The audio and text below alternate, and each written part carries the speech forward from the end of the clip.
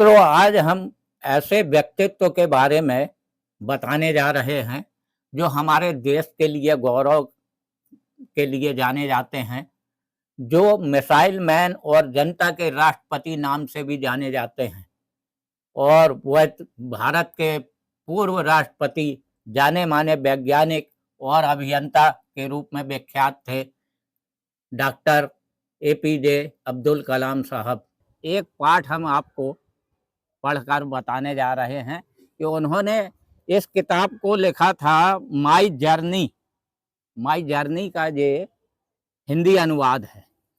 इसमें उन्होंने बहुत बड़ी बात कही है जो हमारे जीवन को सुधारने में बहुत बड़ा योगदान हो सकता है। तो आपको बता दें कि महान वैज्ञानिक से लेकर के और देश के राष्ट्रपति तक का उन्होंने सफ़र तय किया और उन्होंने अपनी ये किताब में लिखा है। तो हम आपको उनने अपना जो ये किताब लिखा है उसमें ये पहला परिचय है उनका। उन्होंने लिखा है कि मेरे जीवन की यात्रा के कुछ महत्वपूर्ण अनुभव हैं जिन्हें मैंने अपने बचपन से अब तक संजोया है और अपने जीवन के 80 से अधिक वर्षों में प्राप्त किया है। और जीवन के महत्वपूर्ण वर्षों में मैंने बहुत कुछ सीखा है, जिनमें बहुत अनुभव है। हमें अपने जीवन के विभिन्न स्तर के समान सपनों से जुड़े रहना चाहिए तथा उन सपनों को पूरा करने के लिए अथक प्रयास करते रहना चाहिए।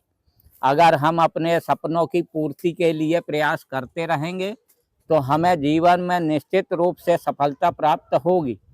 अधिकतर लोगों को जिनसे मेरी मुलाकात होती है, अक्सर मैं कहता हूं कि सपने वे नहीं हैं जो हम नींद में देखते हैं, बल्कि सपने वे हैं होते हैं जो हमें सोने नहीं देती।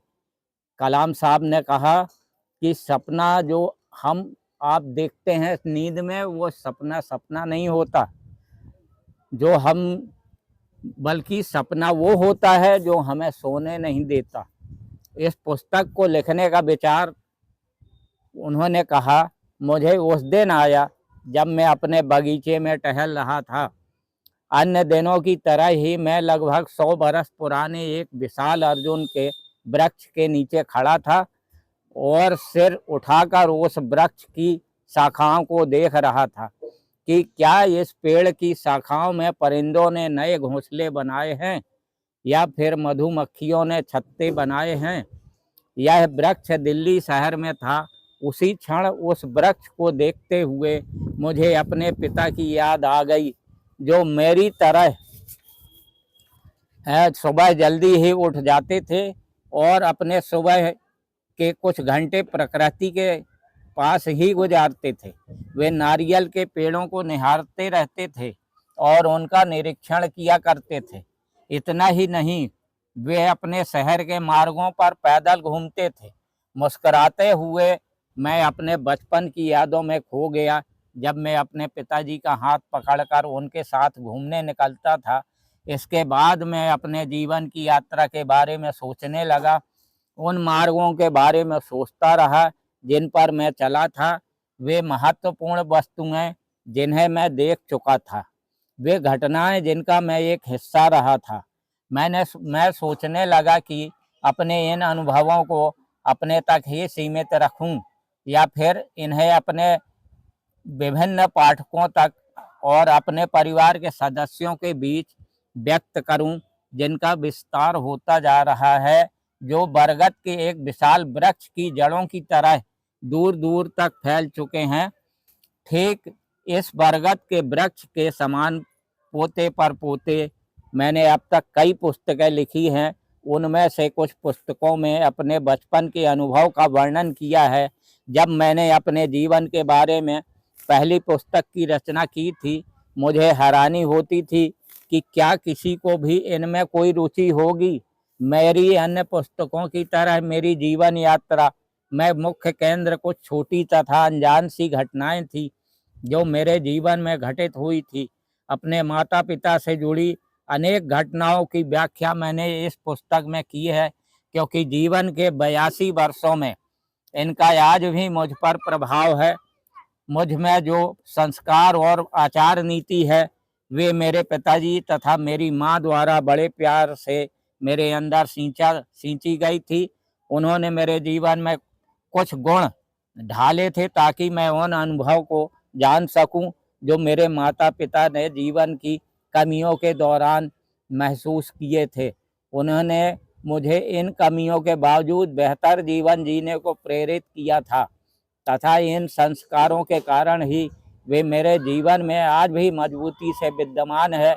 जब मेरे पिता लोगों को की सोच को समझने की बात करते थे या फिर जीवन की परेशानियां जो उन्होंने भाव शून्य में व्यवहार करते समय पाई थी, उनको मैंने अपने जीवन के मुश्किल पल में संघर्ष करते हुए महसूस किया था और अपनी माँ के अद्वितीय स्पर्श और बच्चों की प्रभावशाली देखभाल और बच्चों के प्रेम भाव से लालन पालन के संदर्भ में अपनी बहन जोहरा की चर्चा तथा उनके योगदान और उनकी सज्जनता का विस्तार से वर्णन करना चाहता हूँ।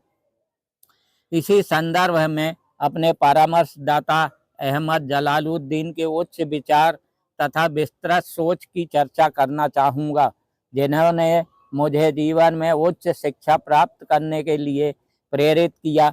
मैंने जीवन में कुछ असफलताएं तथा वे क्षण आए जब मुझे भारतीय वायुसेना की परीक्षा में सफलता नहीं मिली। इसके अलावा जीवन में घटित हुए कुछ नकारात्मक प्रभावों का असर कुछ समय के लिए तो मुझे विचलित कर सका, लेकिन इन सब का प्रभाव तब समाप्त हो जाता है अगर व्यक्ति के मन में उच्च इच्छा शक्ति हो। अगर आप धैर्यवान होंगे तो अपने आप ही सभी परेशानियों का अंत हो सकेगा। हाल ही में मेरे एक मित्र प्रोफेसर अरुण तिवारी ने मुझसे एक अजीब सा प्रश्न पूछा, कलाम साहब, क्या आप अपने जीवन की अब तक की जिंदगी का सार एक वाक्य में बता सकते हैं? तो इसमें कलाम साहब बहुत देर तक कुछ सोचते रहे, फिर कहा कि मुझे इस बात को सोचने पर मजबूर कर दिया।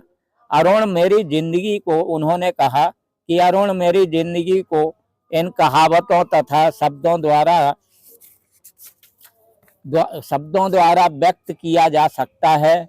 बच्चे की जिंदगी को प्यार से भर देना, संघर्ष और संघर्ष, खारे आंसू और इसके बाद मीठे आंसू तथा अंत में सुंदर और पूर्ण चंद्रमा का आकाश मेरे उदय होना।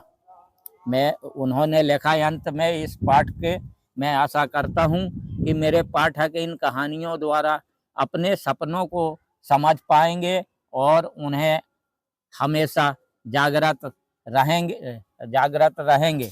ये कलाम साहब की ये जीवनी यात्रा है, ये देख सकते हैं। इसमें उनके साइन भी हैं और उन्होंने ये पुस्तक अपनी आत्मकथा से लिखी है। आत्मकथा उन्होंने अपना वर्णन किया है जो सबके लिए एक प्रेरणा बन सकती है। यह पुस्तक जरूर पढ़ना चाहिए एक बार।